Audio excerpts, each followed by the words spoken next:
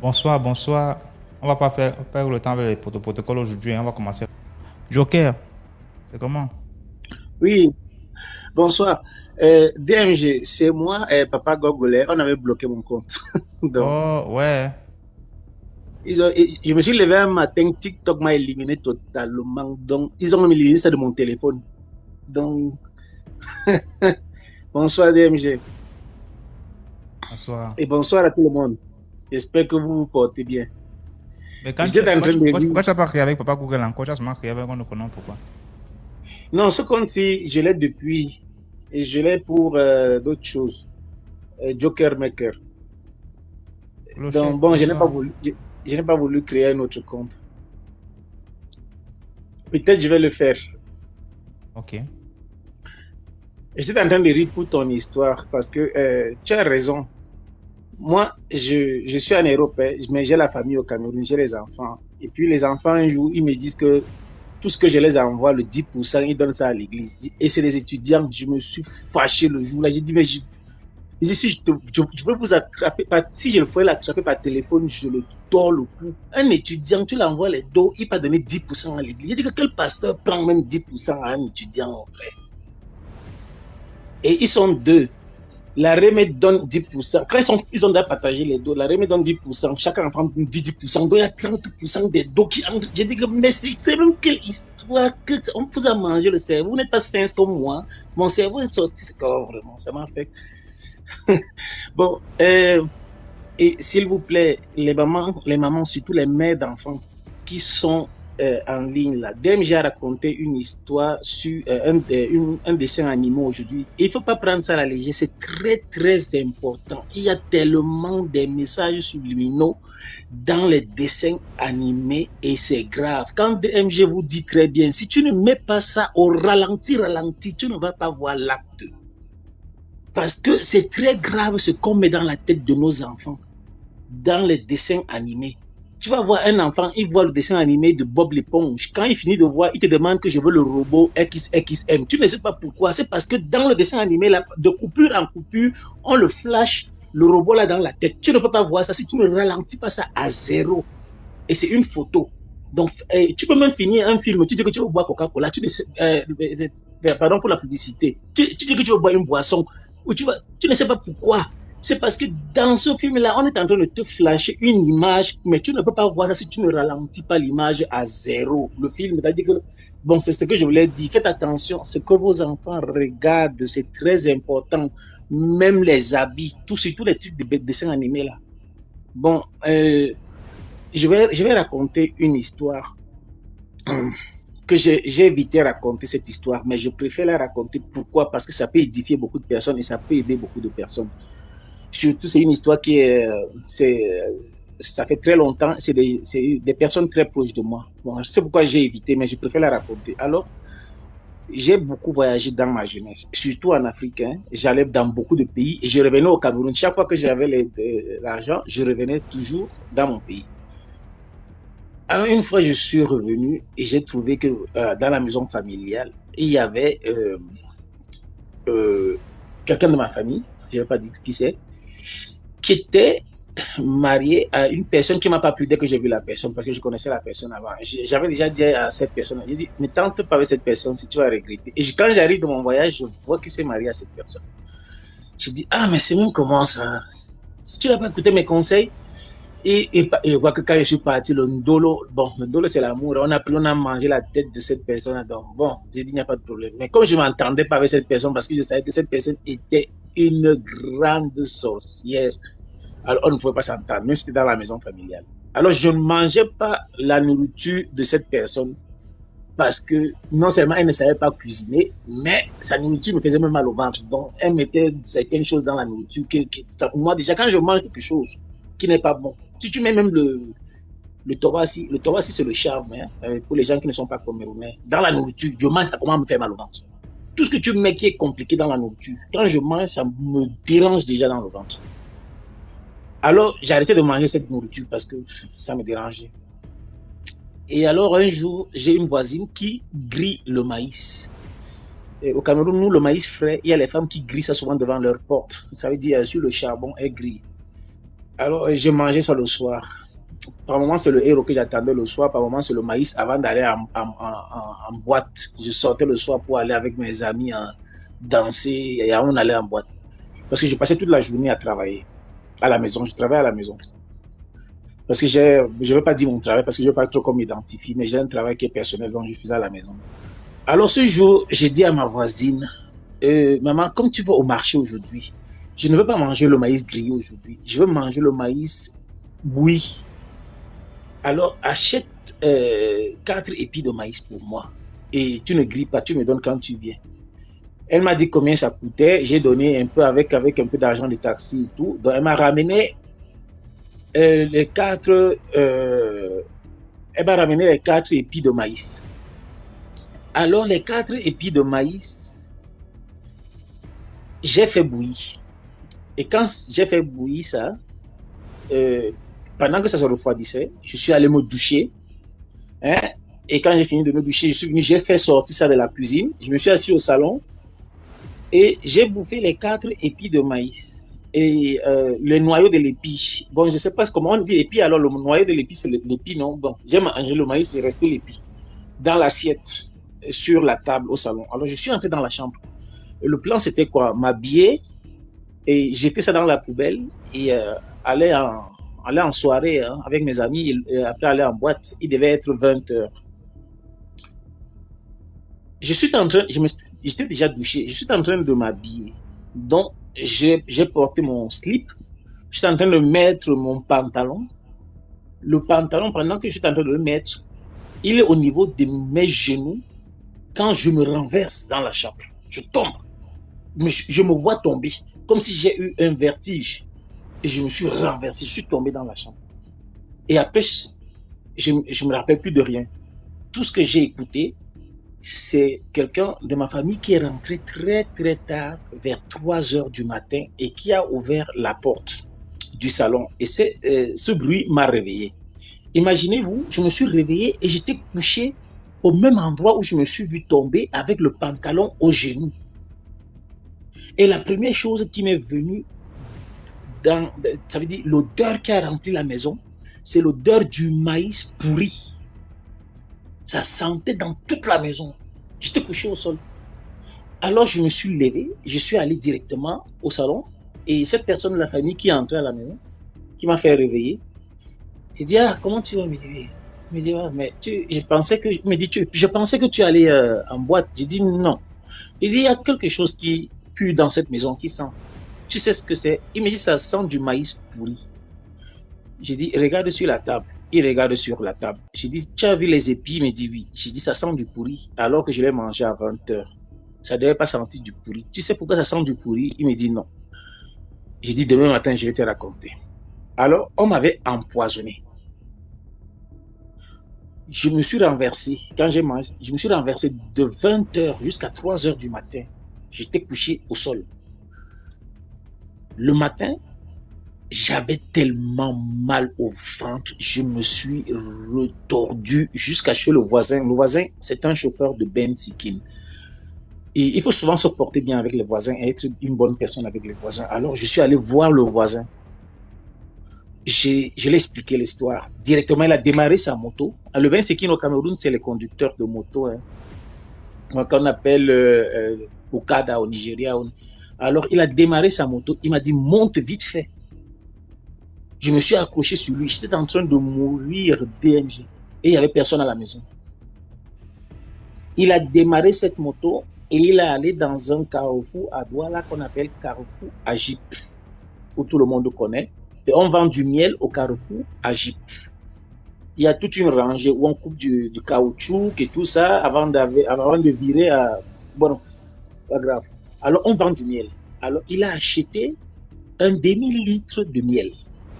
Il m'a dit, on n'a pas une cuillère, mais avale la quantité que tu imagines, qui sont 3 cuillères à soupe de miel. J'ai avalé. Il m'a dit, je vais te déposer quelque part qui ne soit pas ta maison. Dis-moi un endroit.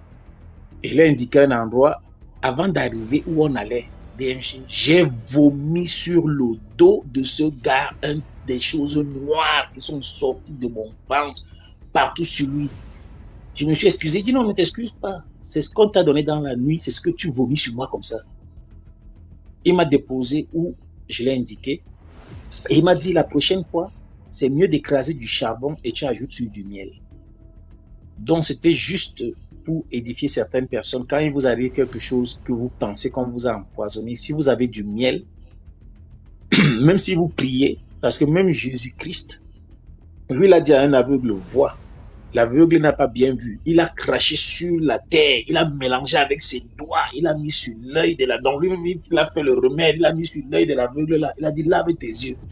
Il a dit, maintenant que tu fais comment? L'aveugle a dit, je vois bien. Ah, donc, même Jésus-Christ, lui-même, on fait le mélange. Donc, tu pries et Dieu te montre aussi, comme on est en train de parler, le miel est très important. Si vous avez du miel à la maison, s'il vous plaît, il faut toujours avoir du miel à la maison. C'est très important.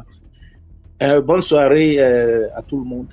DMG, merci pour ton histoire d'aujourd'hui. Ça m'a beaucoup édifié. Spécialement Merci. sur, je sais pas comment tu as dit, Alibaba ou c'était... Non, c'était pas Ali. Bon, bonne soirée à vous. Bonne soirée. Allô, Barbara. Allô, DMG. Comment ça va? Ça va. J'espère que tout le monde m'entend. Donc, je veux raconter une petite histoire rapide. D'abord, avant de commencer, j'aimerais vraiment interpeller toutes les personnes qui vivent à l'étranger comme moi, que ce soit étudiants, qui vivent peut-être en colocation avec des gens. Voilà. Donc, ma petite histoire, c'est que avant d'arriver dans le pays où je suis, d'abord, je suis ivoirienne, je viens de la Côte d'Ivoire. Et avant d'arriver dans le pays où je suis là maintenant, j'étais dans un autre pays. Et là-bas, je vivais en colocation avec, je crois, 3 filles. Et j'ai fait comme 3 ans là-bas. Et il y avait une année où j'étais à la recherche d'une maison parce que là où j'étais, on louait les maisons comme chaque année. On payait en année, pas en mois. Du coup, l'année était arrivée à son terme et il fallait prendre une nouvelle maison. Donc, on était dans la recherche de maison, les jours passaient, le propriétaire nous assilait et tout.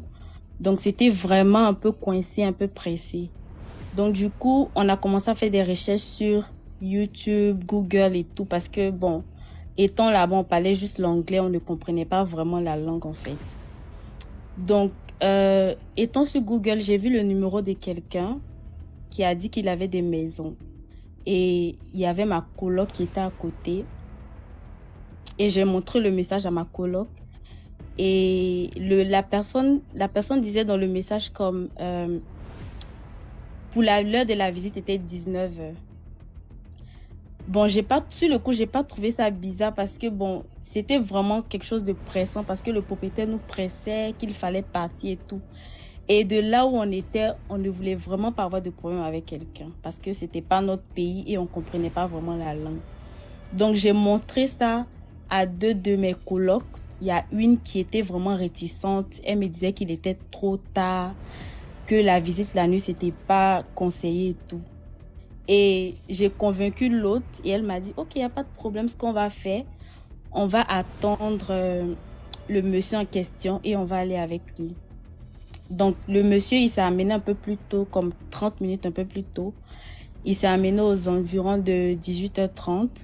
J'ai dit à ma coloc qui était un peu réticente, j'ai essayé de la convaincre, elle a refusé, elle est restée. Elle dit, elle préfère rester parce que c'est vraiment pas une bonne idée. Donc, moi et ma coloc, nous sommes partis.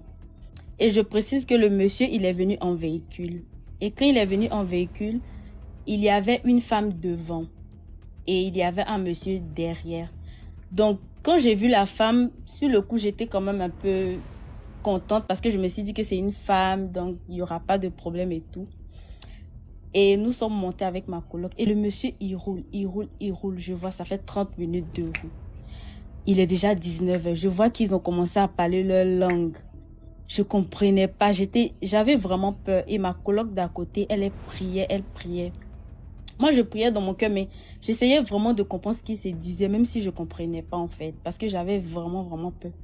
Et il a roulé comme 45 ou 50 minutes, presque une même, je disais. Et les trucs, en fait, il a tout verrouillé et nous étions à l'intérieur. J'avais vraiment peur, mais on pouvait plus descendre.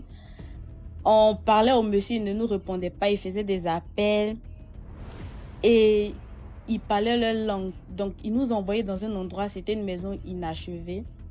De loin, on voyait la maison. Il y avait que de la forêt, il y avait personne. Arrivé là-bas, il nous a dit descendez. Et moi et ma coloc, nous sommes descendus. Quand nous sommes descendus, le monsieur s'est avancé avec la femme. Et le monsieur avec qui j'ai parlé, lui, il a tourné, il a dit suivez-moi. Et ma coloc, elle a commencé à courir en fait. Quand elle a commencé à courir pour se retourner, je sais pas si c'est vraiment mystique ou quoi, pas, mais moi, c'est comme si je voulais vraiment suivre ces messieurs-là en fait. Parce qu'ils ont vu ma coloc courir et ils n'ont rien dit, il a laissé parler, il a laissé partir plus tôt. Mais moi, ça ne m'interpellait pas, mais moi, je suivais le monsieur pour aller... je voyais bien que c'était une maison inachevée avec la brousse. On ne peut pas venir visiter ce genre de maison, mais je suivais le monsieur. Et ma coloc s'est retournée, elle a crié mon nom. Barbara, est-ce que ça va dans ta tête? Et en fait, le monsieur m'a tiré, m'a dit Barbara, viens. Et j'ai lâché ma main, je ne sais pas ce qui s'est passé. Et moi aussi, j'ai commencé à courir. Et ils ont commencé à nous poursuivre dans le pays. Il n'y avait personne, on courait. Dieu merci, ils ne nous ont pas poursuivis avec la voiture. Parce que je pense que s'il l'avait fait avec la voiture, c'est sûr qu'actuellement, je ne serais pas en train de raconter l'histoire. Et on a commencé à courir. On courait, on était vraiment sales. Je pense qu'arrivé à un certain moment, ils étaient loin, ils nous ont laissés. Mais on continuait à courir, on tremblait. On a couru pendant, je ne sais pas, 20 minutes, 25 minutes. On passait tout le temps à courir et on a vu des gens à un endroit. Et ils nous ont demandé qu'est-ce qu'il y a. On est juste monté dans un véhicule, on est rentré à la maison. Quand je suis rentrée, le numéro ne passait plus. C'était vraiment bizarre. Mais le truc, c'est que ce qui m'a fait peur, c'est que malgré que je savais que c'était une maison inachevée, mais je persistais quand même à partir en fait. Donc là, moi, je vais vraiment interpeller toutes les personnes qui vivent en colocation. Sachez vivre avec les gens. Même s'il y a des histoires. En fait, faites tout pour éviter les histoires avec les personnes que vous vivez. Parce que c'était une amie à moi, mais c'était en même temps ma coloc. Peut-être si je me comportais mal avec elle, je sais pas, si j'étais une personne invivable, si j'étais vraiment tout le temps au collège, je faisais des histoires, c'est sûr qu'elle allait partir pour me laisser, elle n'allait pas revenir et m'appeler. Donc pour ça, moi, je lui dis merci infiniment, mais je tiens vraiment à interpeller toutes les personnes qui vivent à l'étranger en colocation. Vivez bien avec vos collègues, entendez-vous, s'il y a des histoires, essayez de régler, parce que c'est ta coloc qui pourra peut-être t'aider plus tard. Donc, c'est un peu ça mon histoire. Ça m'a traumatisée. Je faisais des rêves de ça et tout, mais bon, maintenant ça va. Donc, c'était ça mon histoire. Merci. Merci beaucoup, Barbara, pour ton histoire. Ok. Ok. Bonsoir à tous. Bonsoir BMG. Je vais raconter une petite histoire. Elle n'est pas très, très longue. C'est l'ami de mon mari qui l'a expliqué à mon mari, en fait. Donc, ça s'est passé dans un pays européen. Je ne sais pas si je dois dire le nom ou pas. Comme c'est un pays européen, bon, on dirait que ça fait rien. Je dis ou pas? En tout cas, j'ai rien contre les pays. D'accord. Je commence à avoir un problème seulement quand on devient explicite. C'est-à-dire que ça s'est passé en France, à Paris. Derrière la tour Eiffel, il y a une cabane là-bas comme ça. Il peint en rouge. Il y a le monsieur qui... Non, c'est là où vous avez un problème. Si tu me dis à Paris, j'ai pas de problème. Tu me dis en France, j'ai pas de problème. Tu me dis Gabon, Cameroun, Guinée, Congo, j'ai pas de problème. Mais si tu entres au quartier, tu précises la maison, tu indiques bien la maison, là, il y a un problème. Merci DMG. Attends, parce que, en fait, tu as bien fait de ne pas me faire monter avant parce que j'étais encore sur l'histoire de Maman Céline, tu vois. J'étais à terre, en fait. Je vais essayer de me concentrer parce que j'ai encore cette histoire en tête. Je vais essayer de me concentrer vraiment pour raconter cette histoire. Ça s'est passé au Portugal. C'est un ami de mon mari qui lui a raconté. C'est quelqu'un qui avait des dons, donc il pouvait parler avec des esprits, il pouvait voir les esprits. Il a été initié pour ça aussi. Donc, il avait ce don-là. Donc, il avait quitté l'Afrique, il est allé au Portugal. Et donc, au début, voilà, il faisait des petits boulots comme ça, il cherchait de l'emploi dans l'intérim et tout. Et c'est comme ça qu'il s'est fait embaucher par un entrepreneur, enfin, ceux qui construisent les ponts, là. Voilà, ceux qui construisent les ponts, il l'a embauché, donc il devait construire un pont qui passait sous un fleuve au Portugal. Mais à chaque fois qu'ils allaient construire ce pont, il y avait des problèmes. Le pont s'affaissait, en fait, ça ne marchait pas. Donc, que ce soit le chef de projet, que ce soit lui-même le promoteur, donc il ne savait pas quoi faire. Et un jour, devant lui, devant ce monsieur-là africain, il a vu ces deux messieurs aller quelque part au bord du fleuve et il parlait à cet esprit qui est là, cet esprit des eaux. Et lui, il a ce don, il a vu. Donc, ils ont fait comme un deal. Ils ont demandé à cet esprit, mais pourquoi tu ne veux pas que nous, on puisse construire ce pont-là? Et donc, cet esprit leur disait, non, vous ne pouvez pas construire ce pont comme ça parce que c'est mon territoire. Donc, il faudra peut-être verser du sang, il faut faire des sacrifices. Et c'est comme ça que le chef de projet a proposé à cet esprit que, d'accord, on est d'accord, il y aura un accident et tu pourras avoir le sang que tu veux. Ils ont dealé, l'esprit accepté, il lui aura demandé à peu près 21 personnes, ou voire plus même. Et puis, ils sont partis. Et quand ils sont partis, le monsieur là, l'ami de mon mari, s'est avancé vers cet esprit. Et il est allé demander, mais je vous ai vu parler avec mes chefs, les supérieurs et tout.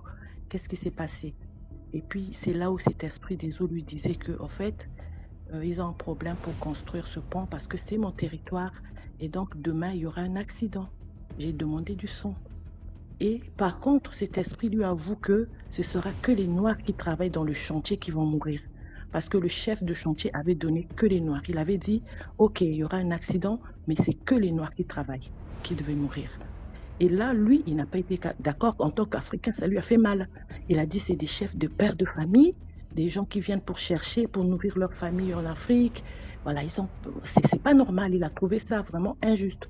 Et donc, lui, il a redilé avec cet esprit-là. Il a dit, OK, mais est-ce que qu'est-ce que tu peux faire? Parce que moi, je ne veux pas que mes frères meurent. Et c'est là où cet esprit disait, moi, j'ai déjà dit là avec eux, il y aura du sang. Par contre, si tu veux, tu dis à tes frères de ne pas venir demain. Il lui a donné l'heure aussi. Après, il est parti. Donc, vraiment, c'est quelqu'un qui avait ce don et il a été vraiment initié. Il pouvait parler avec les esprits et tout. Donc, à la fin du travail, à la sortie, il a appelé donc tous les Africains qui étaient là, que ce soit il y avait des Gabonais, des Camerounais, voilà. Ils venaient de tous les pays en fait. Il leur a dit, les gars, demain, ne venez pas travailler. En tout cas, inventez n'importe quelle histoire, ne venez pas. Il y en a qui disaient, attends, les Africains là, vous êtes toujours comme ça. Hein, tu viens, tu nous embrouilles là, tu sais pas que nous on gagne de l'argent. Il a dit, si vous tenez à vos vies, que celui qui ne tient pas à sa vie vienne demain. Mais celui qui tient à sa vie ne vient pas. Et là, ils lui ont pris au sérieux. Parce que lui, il était nouveau. Il a dit, non, on travaille toujours avec ces gars-là. Qu'est-ce que tu nous racontes? Il a dit, si vous tenez à votre vie, ne venez pas. Et c'est le lendemain, tous les blacks ne sont pas allés. Il y en a qui disaient, moi, j'ai mal au ventre. Il y en a qui disaient, ma fille est ceci. Tous, ils ne sont pas partis. Et à l'heure indiquée, c'est passé au Portugal. Je ne sais pas, peut-être certains ont écouté, voilà, dans les infos, ce pont qui était tombé. Il y a eu 21 ou plus de morts. Mais c'était que les Blancs qui étaient venus ce jour-là, travailler au chantier. Et quand il y a eu beaucoup de morts, à la fin, le chef de projet et lui-même l'entrepreneur, ils sont repartis voir cet esprit-là pour dire, mais qu'est-ce qui s'est passé? Tu as demandé du sang, mais nous, on avait dit que ça devait être les Noirs. Il a dit, quand vous êtes partis, il y a une autre personne qui est venue me voir, un Africain, qui a protégé ses frères. Et l'esprit leur a donné, c'est un monsieur qui s'appelle un tel. Et c'est comme ça qu'ils lui ont recherché. Il avait fui. Il a quitté Portugal. Il est allé dans un autre pays. Il était vraiment recherché. Après, il est rentré en Afrique. C'est comme ça qu'il a expliqué ça à mon mari. Voilà mon histoire. Merci. Bonne soirée. Merci beaucoup pour l'histoire. Bonsoir. Bonsoir à tous. Bonsoir DMG. Bonsoir à tout le monde. Est-ce que tu vas bien? Oui, je vais bien. J'invite tout le monde, en tout cas, à liker, à partager les histoires Aujourd'hui, c'est mon deuxième histoire que je vais partager avec vous. En fait, c'est une histoire qui est arrivée il y a quelques années. Et j'avais eu un travail dans une entreprise que je ne vais pas citer le nom, dans ma ville où j'habitais à l'époque. Donc, qu'est-ce qui s'est passé? Il fallait se préparer à l'inauguration de cette entreprise et ils ont invité tous les employés qui ont suivi les formations parce que c'était une entreprise étrangère qui venait s'installer pour faire la télécommunication. Et du coup, la veille du lancement, on était quasiment peut-être une quarantaine de staff nouvellement recrutés et on nous invite pour se préparer pour la journée de lendemain. Mais ce qui était bizarre, c'est qu'on nous a pris depuis le matin jusqu'à... On ne savait pas à quel moment chacun devait rentrer chez eux parce que le lancement devait avoir lieu le lendemain à 8 heures. Ils nous ont gardés au bureau, tout le monde était là, on ne savait pas le programme, pourquoi on est là, personne ne sait.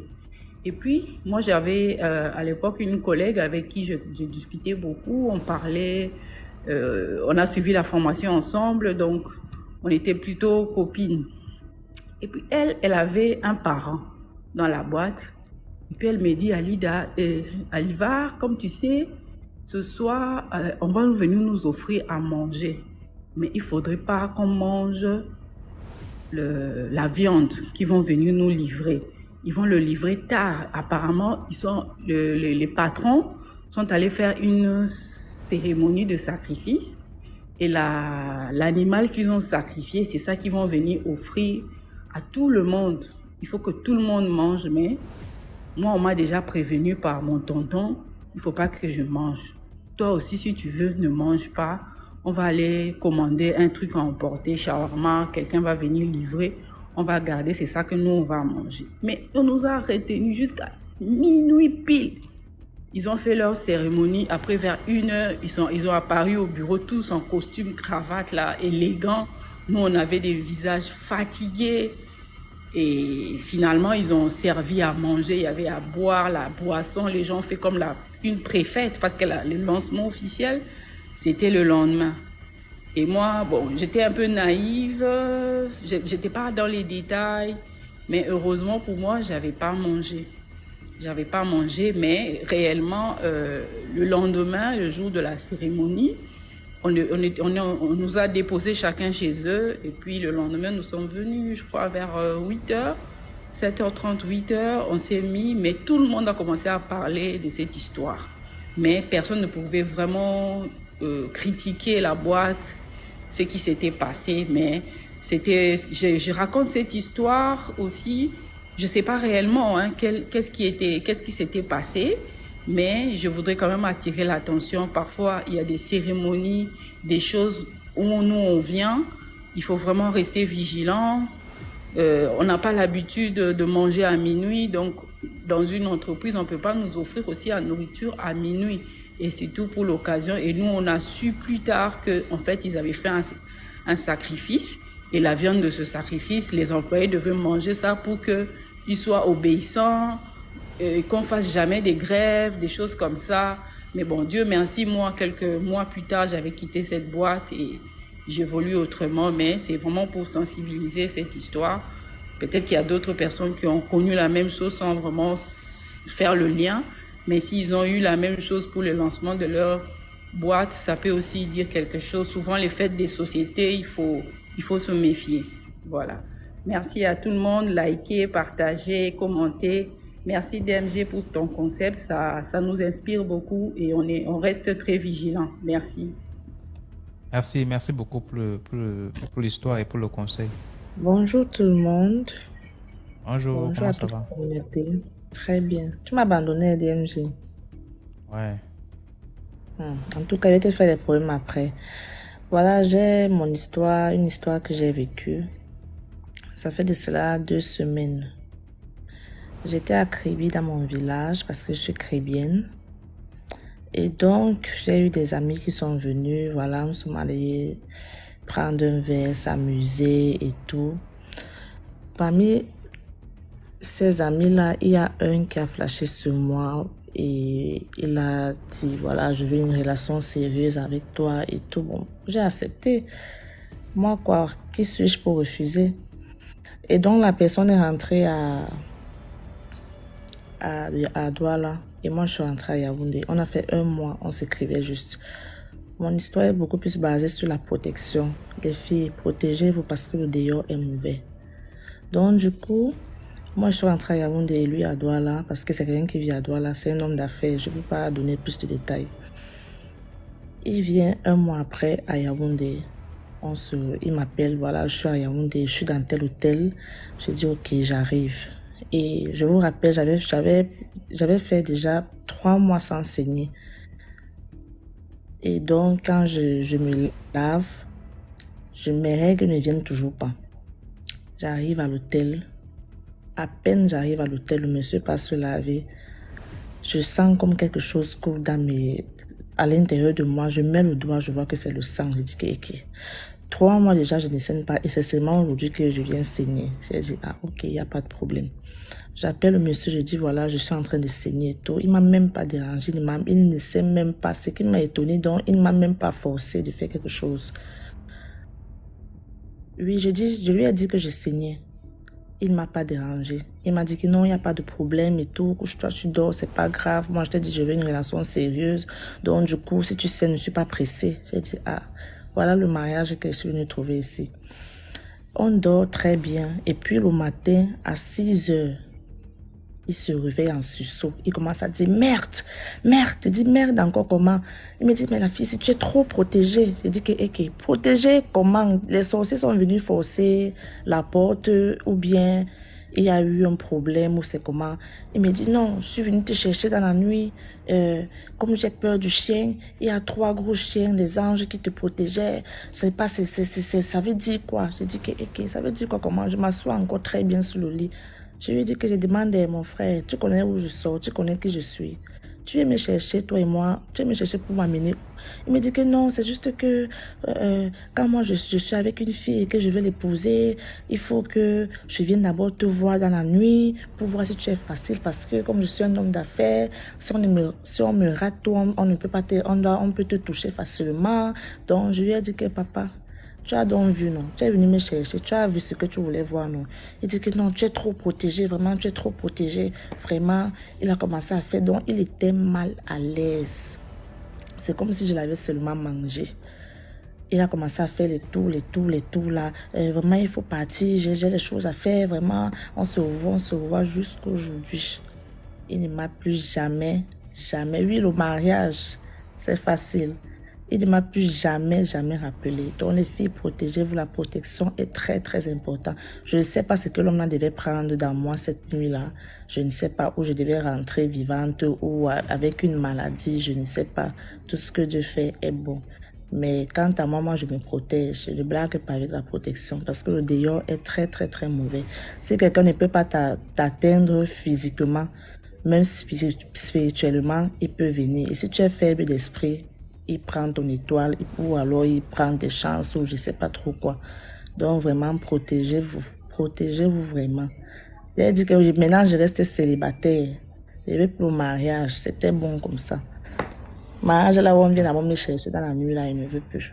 Donc c'est un peu ça. Passez une bonne soirée et plein de bisous à vous. D'accord. Allez, commentaires. Oui, bonsoir tout le monde. J'allais m'endormir même.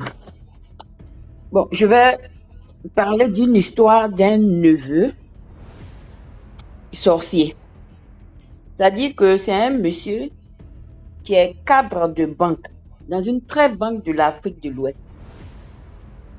Et ce monsieur-là, il était marié, il a fait 6 filles avec sa femme. Ils ont eu 6 filles. Et vous savez, en Afrique, les hommes aiment bien avoir un enfant garçon. Donc, comme il n'arrivait pas à avoir un enfant garçon avec sa femme, il a sa petite soeur qui est restée au village. Elle est restée au village. Elle a fait un petit garçon. Et donc, quand l'enfant avait 6 ans, d'un commun accord avec sa femme, le monsieur, je vais l'appeler Bernard. Bernard et sa femme sont partis. Bernard, il est parti au village, il allait voir sa soeur pour dire, c'est sa soeur même qui lui a dit, ah, comme mon fils a maintenant 6 ans, est-ce que tu ne peux pas le prendre avec toi pour le scolariser à Abidjan? Donc, le Bernard, il a dit à sa femme était d'accord, comme ils n'avaient pas d'enfant garçon, ils sont allés prendre l'enfant. L'enfant avait 6 ans et puis l'enfant, il a commencé à fréquenter. Sauf que, depuis l'arrivée de l'enfant à la maison, les choses bizarres ont commencé à se produire. Des choses vraiment bizarres, les difficultés, les palabres, les histoires n'ont point fini. Et quand l'enfant a commencé à l'âge de entre 10 ans et 13 ans, il va voir la femme de son oncle et puis il lui dit, ah tata, tu sais, bon, la nuit je vois des choses. La femme n'a pas vraiment considéré ça. Puis ça, c'est que les années passant, c'est-à-dire après 10 ans de présence de l'enfant dans la maison, tout était vraiment difficile. La femme, elle avait 3 filles qui sont venues même en France, dont l'aînée qui avait épousé un blanc. Du jour au lendemain, la fille et son mari ont divorcé. Les autres aussi, pareil. Finalement, les 6 filles ont vécu des difficultés dans leur couple. Celles qui étaient mariées ont vécu des difficultés dans leur couple. Elles ont divorcé. Celles qui travaillent financièrement ne s'en sortaient pas. Il y a une même qui travaillait avec un ministre de chez nous. Et malgré qu'elle travaille avec le ministre, même pour percevoir son salaire, c'est quelque chose. Et le monsieur, comme je dis, il travaillait à la banque là. C'est pas n'importe quel petit poste qu'il occupe, hein. Il est chef de personnel, s'il te plaît. Et du jour au lendemain, le monsieur dit il va démissionner. Sa femme lui dit, mais tu ne peux pas démissionner alors que tu as quelques encablures de la retraite. C'est devenu des histoires. Le monsieur dit que lui, il va démissionner. Donc, il est parti finalement et il a rendu sa démission. Et quand tu rends ta démission comme ça, comme c'est une vraie banque, hein, ils lui ont donné de l'argent. Vraiment, ils lui ont donné de l'argent. Et le monsieur, qu'est-ce qu'il a fait? Il allait acheter un terrain dans une commune, on appelle à Bobo, en Dautré. Il a commencé à construire. Du jour au lendemain, il a abandonné la construction. Ce monsieur qui ne buvait pas, qui ne fumait pas, le monsieur est devenu alcoolo de bilo. Il a commencé à boire. Mais à la maison, c'était la bagarre avec sa femme. La femme aussi, elle a dit, en fait, elle reconnaît que la bagarre, même c'est elle-même qui provoquait ça. Et son mari, qu'est-ce qui s'est passé? Son mari, après, il a commencé à avoir une relation avec une jeune fille dans le quartier. Et il a même enceinté la fille. Et quand il a enceinté la fille a fait un garçon. Bon, la femme n'a rien dit. C'est vrai que c'est difficile pour elle, mais au moins son mari a un garçon. Malgré que c'était difficile, elle n'a rien dit. Et puis, bizarrement, le temps que le bébé ait 9 mois, la maman de l'enfant, c'est-à-dire la maîtresse du monsieur, est tombée gravement malade. Du coup, les gens ont commencé à accuser la femme dans le quartier. La fille est tombée malade. Les gens ont commencé à accuser la femme du monsieur, puisque c'est vraiment illogique qu'une femme soit tombée par son mari, qu'elle accepte l'adultère de son mari, alors que la femme n'avait rien à y voir. Donc, c'est là que la fille s'est rappelé que le neveu de son mari, là, qui était devenu son fils adoptif, avait commencé à dire à un moment que, maman, tu sais, la nuit, quand je dors, je vois les choses. Et c'est là, elle prend l'enfant, elle le questionne. Quand je dis l'enfant, il avait maintenant 19 ans. L'enfant arrivé chez eux, il avait 6 ans. Maintenant, il avait 19 ans. Et quand la femme a vu que tout était vraiment gâté, parce que non seulement le mari ne travaillait plus, l'argent de la retraite, il a dilapidé ça à la maison qui devait rester inachevé. Elle-même, quand son mari avait pris sa retraite, il lui avait donné une certaine somme d'argent. Elle allait investir ça dans une ville de l'intérieur qu'on appelle Boaké. Elle a construit un restaurant là-bas. Au début, le restaurant marchait. Après, le restaurant s'est écroulé. C'était devenu vraiment, c'était la bérésina à la maison. Donc, c'est là, maintenant, elle a pris son neveu là. Elle l'a interrogé. Et l'enfant va avouer qu'en fait, c'est vraiment lui qui était à la base. Qui était sorcier. Et la femme le prend, elle l'emmène à Yamoussoukro dans un camp de prière. Sauf qu'à Yamoussoukro là-bas, le degré de sorcellerie de l'enfant était tel que la prophétesse qui était là-bas là, l'enfant même a commencé à s'en prendre à la prophétesse. Elle-même, elle est tombée malade. Moins elle mourait. Donc, elle a dit à la dame, ton neveu que tu m'as envoyé ici là, je ne peux pas avec lui. Viens le chercher. Et c'est là, elle a trouvé le camp de prière dont je parle souvent et elle l'a envoyé là-bas. Et donc, quand elle l'a envoyé dans le camp de prière, quand l'homme de Dieu maintenant là-bas l'a pris, il lui a demandé, c'est là l'enfant va avouer que, en fait, quand son oncle est parti le chercher à l'âge de 6 ans pour venir le scolariser, venir le scolariser à Abidjan, c'était lui, sa propre mère, c'est-à-dire la petite sœur de l'oncle en question, la petite sœur de Bernard, là. Ils avaient travaillé spirituellement, comment on appelle ça, le mind du monsieur, pour le guider à avoir l'idée de venir prendre l'enfant pour venir le scolariser à Abidjan. C'est-à-dire quoi? Ils prennent le contrôle de ton intellect. De sorte que toi, tu penses que tu prends une décision, alors que ce sont des décisions induites par le spirituel. Donc, quand ils ont préparé l'esprit du monsieur à venir récupérer l'enfant, et c'est là maintenant la maman va le charger maintenant des pouvoirs de destruction et puis le faire venir maintenant à Abidjan. Donc, depuis là, j'ai que l'enfant était dans la maison de son oncle là. Il a gaspillé, c'est-à-dire, la nuit, il vient en France. Les filles du monsieur qui sont en France ici là, il rentre dans le corps il va coucher avec toutes les enfants, enfin, il va coucher avec les filles de ses cousines là. Et non seulement quand il les couche spirituellement, il gâche l'entente avec le monsieur. Et malgré ça, non seulement ça, il rentre maintenant dans le corps de la femme pour exciter la colère. Il rentre dans le corps du monsieur pour exciter la colère. De telle sorte que c'était la bagarre dans tous les couples. De telle sorte que la séparation était tellement une évidence pour tous que finalement, toutes ces filles-là, les 6 filles du monsieur et sa femme, elles toutes, elles ont divorcé. Celles qui travaillent, c'est 0. Elles pouvaient travailler, on ne les payait pas. Il y a une même qui avait commencé même à rendre folle. Et tout ça, c'est la petite sœur de Bernard, c'est-à-dire la maman du petit qui l'a envoyé en mission pour venir détruire le foyer de son grand frère, venir détruire la vie de son grand frère. Maintenant, au cours de tes aveux, la tante maintenant demande au petit, bon, la fille qui a fait enfant avec ton oncle, et la fille est gravement malade, elle avait même un cancer, et que moi je me retrouve accusée par tout le quartier d'être à la base de la maladie de cette fille-là. Qui le fait? Il dit oui, c'est lui qui le fait. Parce qu'il veut que la femme vraiment soit accusée, elle soit acculée, de telle sorte qu'elle mette fin à ses jours. Et tiens-toi bien que,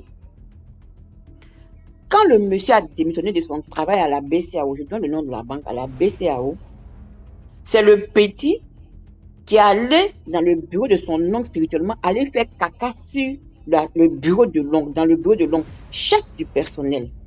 De sorte que, quand le monsieur arrive au travail, tout son esprit est mélangé. Il faut qu'il retourne à la maison. Il se sentait plus bien dans son travail. Et c'est ce qui l'a poussé à la démission. Et c'est comme ça que le monsieur a démissionné. Et quand le monsieur a démissionné, il allait chier dans l'argent. Il a mis l'argent du monsieur dans un canal. De sorte que tous les millions. Parce que moi, ma mère travaillait à la BCAO. Quand ma maman a pris une retraite anticipée, je crois en 80, avant 95, ma maman a eu 30 millions. Donc imagine quelqu'un qui est chef du personnel et dans les années un peu plus de 2010 comme ça, donc c'était en 2015, imagine il peut avoir le double parce que après on fait des calculs par rapport au coût de la vie, par rapport au salaire et tout. Donc le monsieur, il a eu une très bonne retraite anticipée. Et tout ça là, il s'est retrouvé zéro. Quand tu vois le monsieur même, tu vois même le vêtement qu'il a porté, ce vêtement là même est délavé et tout. Et il était devenu alcoolique et tout. Et il rentrait aussi, sa fille qui travaille chez un... Il faut aussi éviter les noms que tu donnes là. Ça peut... C'est pas le vrai nom. C'est pas le vrai nom. C'est pas le vrai nom. Ok. Il y a pas de... Ne t'inquiète pas, quand moi je dis quelque chose, c'est parce qu'il n'y a pas d'incidence, t'inquiète pas. Sinon, voilà. Donc, c'est comme ça, le ministre même chez lequel la fille travaillait là, même la fille a travaillé pendant des années, même 5 francs de salaire, on ne lui donnait pas. Et tout ça là, c'était le fait de l'enfant. Donc, quand l'enfant est passé aux aveux, on a convoqué sa maman. La maman est venue, elle dit qu'elle reconnaît qu'elle est sorcière. Mais c'est tout ce qu'elle peut dire. Elle ne peut pas dire autre chose. Que si c'est ce que son fils dit, c'est que c'est ça. Et le monsieur, tellement il était dépassé, il savait pas, il voulait pas pardonner sa soeur parce qu'il se disait que si sa soeur au moins faisait preuve de comment on appelle ça, bon, si elle était un peu, ou bien si elle reconnaissait que elle était à la base et qu'elle s'amendait, il aurait pu pardonner, mais elle a l'impression que pour elle, Elle a mal même d'avoir été découverte. Donc voilà, qu'est-ce que je veux dire par là? Souvent, on prend des décisions et on pense que ces décisions qu'on a prises là sont le fruit mûri comment on appelle ça, d'une introspection, bien d'une étude poussée, alors que non. Souvent, ce sont des mauvaises décisions qui ont été induites par la sorcellerie. Donc, généralement, quand on est en couple et que la femme te dit, ah, mon mari, ou bien le mari te dit, ah, ma femme, cette décision-là, encore mettons-la dans la balance et essayons de l'étudier. Ou bien mettons toutes les décisions à la lumière de la prière. C'est pas mauvais. C'est vrai que en Afrique, il est bien vu, il est bien essayant de prendre quelqu'un pour venir, par exemple, scolariser. Mais au jour d'aujourd'hui, là, autant l'extérieur est mauvais, autant l'intérieur aussi est mauvais. On n'a plus cette barrière de sang là. La barrière de sang même est devenue maintenant encore plus, comment on appelle ça, plus destructrice. Donc, toutes les décisions que nous devons prendre, on doit la prendre au niveau. Toutes les décisions doivent être prises à la lumière de la prière. Parce que rien ne nous garantit. C'est pas l'amour. On ne peut pas être plus royaliste que le roi. C'est-à-dire qu'on ne peut pas aimer plus que Jésus même ne nous aime. Parce que même Jésus nous demande d'aimer avec prudence. C'est ce que je veux dire. C'est difficile. Mais à un moment donné, là, on doit faire tout avec parcimonie. On doit faire tout. Et comme on ne peut pas se prémunir de tout, on n'a qu'à mettre la prière au devant de toutes les décisions qu'on va prendre. Voilà. C'était mon histoire de ce soir. Merci beaucoup pour l'histoire. Ouais, je t'en prie. Je t'en prie. Bonsoir la White. Bonsoir. Comment ça va? Je vais bien, ça va. J'espère que toi aussi tu vas bien. Je vais bien. D'accord, Kavia dit il est minuit. Est-ce que moi, je ne partage pas l'argent ici, hein? Il est minuit et moi quoi dedans? Ok, d'accord, White. Ok, d'accord, c'est pour une petite histoire. J'espère que tout le monde m'entend. J'espère que le son passe partout. C'était pour revenir un peu par rapport à l'histoire que la dame a racontée, l'histoire qui s'est passée au Portugal pour la construction des ponts.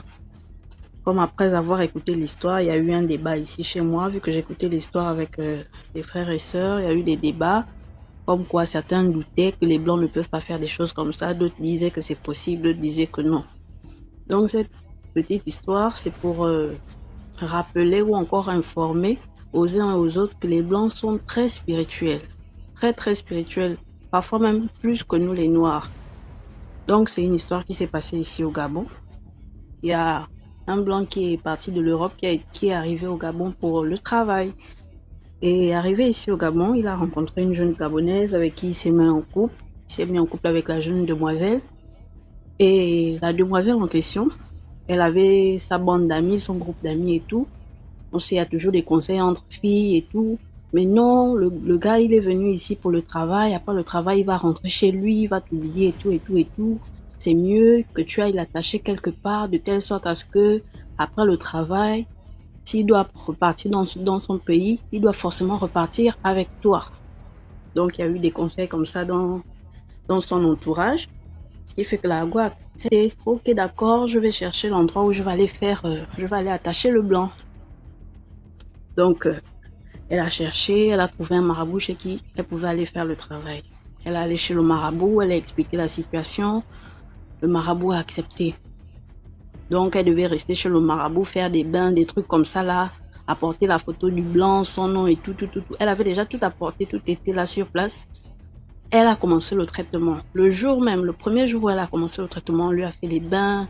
Le marabout a fait des incantations avec la photo du Blanc, le nom et tout.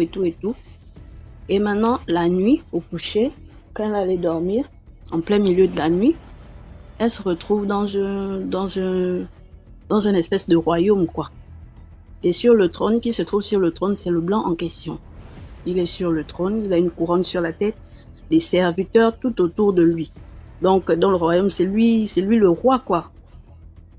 Elle voit ça dans une espèce de vision, et là, le Blanc lui dit, je suis au courant de ce que tu veux faire là. Ce que tu veux faire, je connais ça. Et je suis très élevé pour que tu puisses m'atteindre. Bon, vu que je sais que cette idée ne vient pas de toi, tu as suivi de mauvais conseils, des amis qui t'ont mal conseillé, je vais te laisser partir comme tu es venu. Mais sinon, pour la prochaine fois, si un truc pareil se reproduit, sache que si tu n'es pas morte, c'est que tu vas repartir sans la raison. Tu deviendras folle. C'est juste un avertissement que je te donne. Cette fois, je laisse passer parce que je t'aime bien, mais pour une prochaine fois, tu ne vas pas repartir avec tous tes sens, ou du moins, tu ne vas pas repartir d'ici vivante. Donc, ce qui fait que le matin, apparemment, le marabout aussi, dans la nuit, il a aussi eu les mêmes répercussions, parce que le matin, 6 heures, il allait voir la fille, il allait cogner dans la cabane de la fille pour lui dire que, au final, ma fille, ton travail là, ce sera pas bon, ça va pas aller. Ta fille aussi, de son côté, a dit oui, machin, je sais, moi aussi j'ai eu des visions bizarres la nuit, moi aussi je ne compte plus continuer, je préfère que ça s'arrête là. Donc en partant de là, la fille, elle n'a plus continué le traitement, elle est rentrée. Et elle n'a même plus, en fait, elle a, on va dire quoi, elle a complètement fui le blanc, quoi. Elle n'essayait plus de le recontacter et autres. Et jusqu'à présent, l'histoire s'est arrêtée comme ça, quoi. Donc c'était un peu cette histoire-là. Pour dire aux filles noires que les blancs sont très spirituels. C'est pas tous les blancs qu'on attache, c'est pas tous les blancs qui sont, je sais pas, comme ceux qu'on voit dans Novelas ou RTL 9, là. Non, tous les blancs ne sont pas comme ça. Il y a des blancs qui sont vraiment hautement spirituels. C'était un peu ça l'histoire. Les blancs là, eux, ils sont comment seulement? Oh, les blancs sont dangereux. Les blancs, c'est pas ce Les qu'on blancs de voit sur RTL9 là Novelas, sont là. comment? Non, les blancs de RTL 9, les blancs qui ont une maison de famille, des enfants, ils sont gentils, ils sont ceci, ils sont cela, non. Ok, oh, merci beaucoup. Ok, merci. Bonsoir Alicia. Bonsoir, Comment ça va? ça va bien et toi? Très bien, merci. Bonsoir à tout le monde sur le live. En fait, je venais pour confirmer ce que la jeune dame disait, parce que j'ai ma sœur aussi qui a vécu une histoire à peu près similaire. Elle, elle aimait beaucoup les blancs. Elle ne voulait sortir qu'avec des blancs. Elle, les noirs, c'était pas ça du tout. Donc, une fois, bon, comme elle fréquentait beaucoup les boîtes de nuit et tout, elle a rencontré, excusez-moi, elle a rencontré un blanc dans une boîte de nuit et ils ont commencé à entamer une relation et tout. Mais comme c'était une fille vraiment ambitieuse qui voulait vraiment avoir vraiment ce qu'elle n'avait pas, en fait, elle voulait avoir des choses vraiment du haut niveau. Donc, elle a commencé à chercher comment faire pour attacher le blanc, comment faire pour que le blanc ne soit qu'à elle et qui ne soit à personne d'autre. Donc, voilà, elle est allée voir une amie, c'est son amie qui lui a dit qu'elle connaît quelqu'un qui peut très bien faire le travail pour elle. Et en allant voir la personne en question, quand il essaie de consulter, genre voir à qui il a affaire, il se rend compte que c'est quelqu'un vraiment qui est vraiment dans un très haut niveau spirituellement, en fait. Il est vraiment très élevé. Le Nanga lui dit, mais c'est pas possible. Et cet homme-là, il est vraiment élevé dans la spiritualité, tu ne peux pas. Elle a hésité, elle a dit vraiment, je veux de lui, je veux qu'il m'emmène et tout, voilà. Mais le Nanga lui a dit que non, ne cherche pas ne cherche pas trop, sinon vraiment, ce sera... Oh, désolé, vous m'écoutez pas. Non, c'est bon maintenant, Désolé, j'ai mon bébé qui s'est un peu pris là. Donc, je disais que le Nanga lui a dit que il ne faut pas trop chercher. Contente-toi de ce qu'il te donne parce que lui, c'est quelqu'un qui est vraiment très spirituel et tout et tout. Elle a dit ok, j'ai compris et elle a laissé tomber en fait. Elle s'est dit bon, peut-être que ce n'était pas la bonne personne. Elle n'a pas voulu aussi risquer sa vie parce qu'il fallait avoir. C'est vrai qu'elle était ambitieuse, mais elle n'a pas voulu risquer sa vie et tout. Donc c'est ça quoi.